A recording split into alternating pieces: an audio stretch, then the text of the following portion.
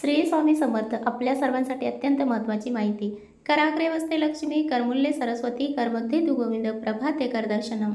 याचा अर्थ असा होतो, हाताच्या टोकावर म्हणजेच बोटावर लक्ष्मी असते, हाताच्या मुळाशी मनगटालगत सरस्वती असते, तळहाताच्या मध्यांवर श्री गोविंद असतो. म्हणून सकाळी तळव्याचे दर्शन अवश्य घ्यावे. मुख्य दरवाजास उंबरठा असणे आवश्यक असते. एक स्वच्छ मोठी बाटली घेऊन त्या बाटलीत शुद्ध पाणी भरावे. त्यात गोमूत्र, कापूर, हिंग पावडर, वावडिंग पावडर सर्व मिळून मोठे 2 चमचे टाकावेत. हे बाटलीतील पाणी संडास बाथरूम सोडून सर्व घरात सकाळ संध्याकाळ सोडावे. हा प्रयोग 45 दिवस करावा.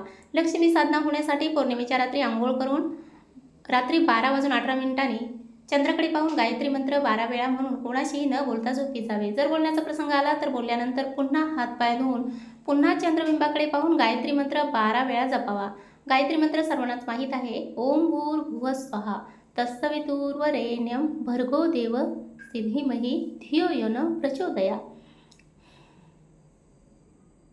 दसऱ्याच्या दिवशी एखाद्या गर्भ श्रीमंत व चरित्रवान व्यक्तीने दिलेली आपट्याची पाने चांदीच्या अगर पितळेच्या डब्बीत ठेवून ती देवापाशी ठेवावी. अशा तऱ्हेने मिळालेली आपट्याची पाने ही धन देणारी असतात.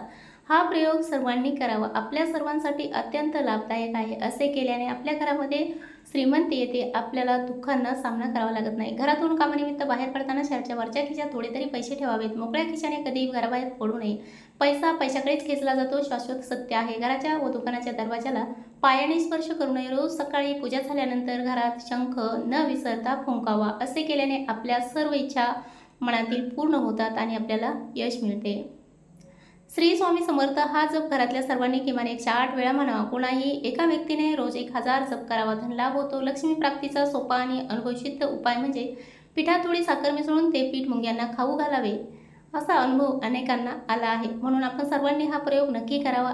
मला ही माहिती कशी वाटली कमेंट करून नक्की सांगावा. आपल्या चॅनलला लाईक शेअर सबस्क्राईब करायला विसरू नका. धन्यवाद.